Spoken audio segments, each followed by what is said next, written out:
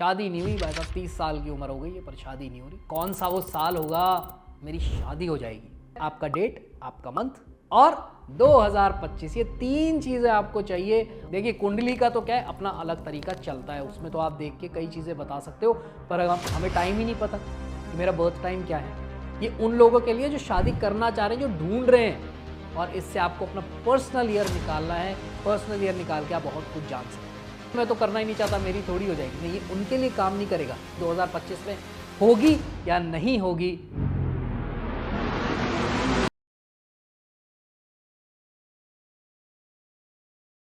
बात तो वहीं आके अटक जाती है, मेरी शादी कब होगी यार, कौन सा वो साल होगा मेरी शादी हो जाएगी। जी हाँ, आज इस वीडियो में यही बात करेंगे। कैलकुलेशन कैसे करनी है, कैसे चेक करना है कि आपकी शादी इस साल यानी कि 2025 में होगी या नहीं होगी, ये इस वीडियो में बताएंगे। तो अंत तक देखिएगा, पूरा देखिएगा। अच्छा लगे तो लाइक कर देना, शेयर कर देना, सब्सक्राइब कर देना बेल आइकन के साथ। हरे कृष्णा, मैं हूं अतुल्य निमाई दास और एक और बड़ा इंटरेस्टिंग सा वीडियो लेकर आया हूं अनलॉक न्यूमरोलॉजी की तरफ से। बात शादी की हो रही है, बात डेट ऑफ बर्थ की हो रही है, न्यूमरोलॉजी की हो रही है। देखिए कुंडली का तो क्या है, अपना अलग तरीका चलता है, उसमें तो आप देख के कई चीज़ें बता सकते हो, पर हमें टाइम ही नहीं पता कि मेरा बर्थ टाइम क्या है। और बहुत जल्दी से मुझे चीज़ें सीखनी है, बहुत जल्दी से मुझे चीज़ें चेक करनी है। तो कैसे चेक करेंगे? जी हाँ, डेट ऑफ बर्थ से आप चेक कर सकते हो। सिर्फ डेट चाहिए आपको, आपको अपना बर्थ मंथ चाहिए, आपको अपनी डेट चाहिए। ईयर को एक बार साइड में भी कर दोगे तो कोई दिक्कत नहीं है, पर इंपॉर्टेंट क्या है, आपका डेट, आपका मंथ और 2025, ये तीन चीज़ें आपको चाहिए। और इससे आपको अपना पर्सनल ईयर निकालना है। पर्सनल ईयर निकाल के आप बहुत कुछ जान सकते हो, परंतु कैसे, क्या, बता रहे हैं भाई, बता रहे हैं। टेंशन मत लो यार, इतना टेंशन लेने की जरूरत नहीं, हो जाएगी शादी। चलिए बात करते हैं मूलांक को कैसे कैलकुलेट करेंगे। मूलांक कैलकुलेशन की बात है। देखो अब आप लोग कहोगे यार सर आप हर वीडियो में बताते हो, ज़रूरी है यार। कोई नया आदमी आए, आप भी पहली बार आए थे ना हमारे चैनल पे, अगर मैं नहीं बता रहा होता तो आपको समझ में नहीं आता। उसी तरीके से कुछ लोग हैं जो पहली बार आए हैं तो उनको पता ही नहीं है मूलांक होता क्या है, पर्सनल ईयर का कैलकुलेशन कैसे निकालता है। तो एक एग्जाम्पल लेना ही पड़ेगा यार, है ना। तो चलो एक जल्दी से एक एग्जाम्पल ले लेते हैं। 22 दिसंबर 1994, शादी नहीं हुई भाई साहब, 30 साल की उम्र हो गई है पर शादी नहीं हो रही। कैसे चेक करेंगे, चलिए देखते हैं। मूलांक कैसे निकालेंगे? मूलांक निकालेंगे, 22 तारीख का जन्म है तो 2 + 2 4, ये मूलांक कैलकुलेट हो गया। आपका भी अगर डबल फिगर में आ रहा है डेट तो उसको ऐड करके सिंगल डिजिट में ले आओ। तो यहाँ आप अपना कर लो, मैं एक एग्जाम्पल ले लिया है 22 तारीख का, तो 22 का टोटल आ गया 4। ठीक है जी, अब पर्सनल ईयर कैलकुलेट करना है। पर्सनल ईयर में कैसे करना है, 22 का टोटल यानी कि 4 प्लस मंथ दिसंबर है तो 12 का टोटल 3, तो 4 + 3 प्लस 2025 का क्या टोटल आ रहा है, 9, तो 4 + 3 + 9, कितना टोटल आया, 4 + 3 7, 7 + 9 16, 16 आ गया। अब इसको ऐड कर दो, 1 + 6 अगेन 7 आ गया। तो अब आपने क्या कर लिया, आपने अपना मूलांक निकाल लिया, 4 आ गया, आपने अपना पर्सनल ईयर निकाल लिया, 7 आ गया। ठीक है, अब इन दो नंबर्स को ले लो, बाकी सबको भूल जाओ। 4 7 4 7, 4 मूलांक 7 पर्सनल ईयर। अब आपके सामने एक टेबल आ रही है, इधर लिखे हैं ड्राइवर नंबर यानी कि मूलांक, और ये लिखा है एक्सपेक्टेड ईयर फॉर मैरिज। अभी इस एग्जाम्पल की बात कर रहे हैं, आप अपना देख लो एक बार, पहले इसको समझ लो फिर आप अपना चेक कर लेना। कैसे चेक करना है वो बता रहा हूं।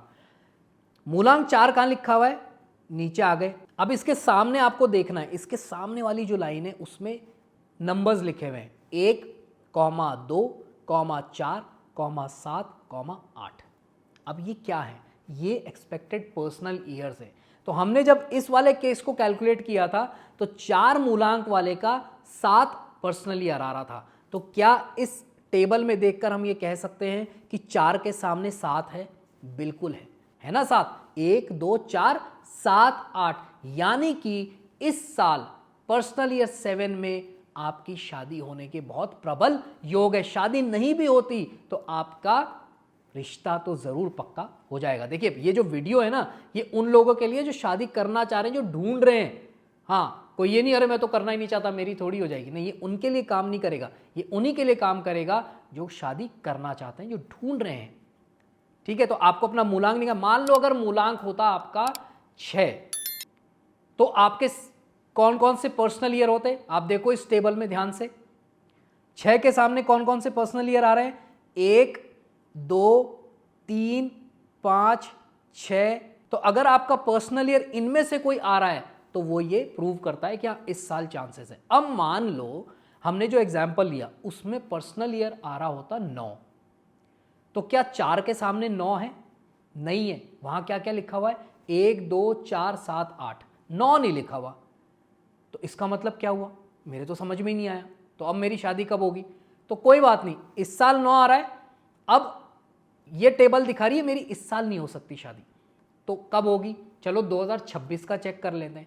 तो 2026 का जब आप चेक करोगे तो उसका टोटल क्या आएगा, 1 आएगा। क्योंकि अगर आपका इस साल का 9 आ रहा है तो ऑब्वियसली 2026 का क्या है, एक नंबर बढ़ गया तो 1 आ गया, 10 हो जाएगा। तो 1 + 0 1 आ जाएगा वो।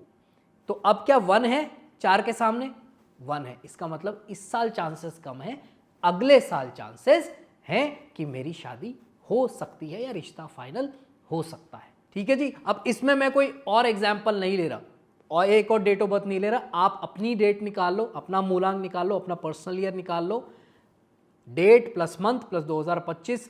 अगर आपका इस टेबल में सामने आ रहा है बहुत अच्छी बात है, नहीं आ रहा तो 2025 को हटाओ, 26 डालो, उसका टोटल देखो वो क्या आ रहा है। आई एम श्योर मैच जरूर हो जाएगा। वो भी ना है तो फिर 27 डालना पड़ेगा, आपको चेक करना पड़ेगा कि कौन से साल में मेरा योग बन रहा है।